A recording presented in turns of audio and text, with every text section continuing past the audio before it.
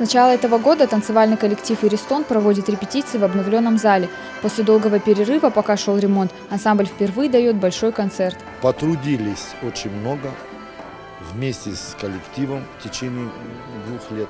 И вот сегодня какого-то, будем так говорить, условно, примера нового состава ансамбля. Во всех танцах сегодня зрители увидят совершенно новых молодых солистов, которые первый раз будут в разные танцы солировать, и это тоже придает мне, как руководителю, лишнее волнение.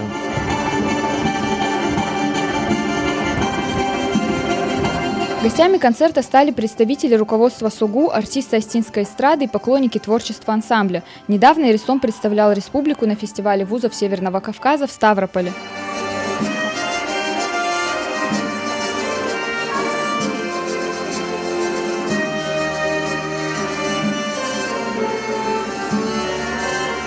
Коллектив у нас сравнительно новый, танцуем мы всего около 2 лет.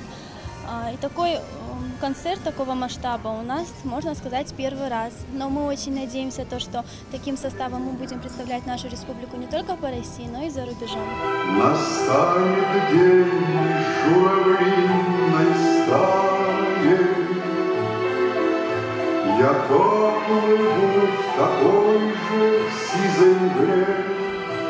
За свою 37-летнюю историю «Иристон» зарекомендовал себя как лучший молодежный танцевальный коллектив республики. Мастерство художественного руководителя ансамбля Махарбека Плиева и талант юных танцоров позволили в короткие сроки создать богатую концертную программу. Полюбившийся зрителю «Семь черкесок», «Амазонки», «Девушки гор» и другие постановки вновь будут собирать аншлаги.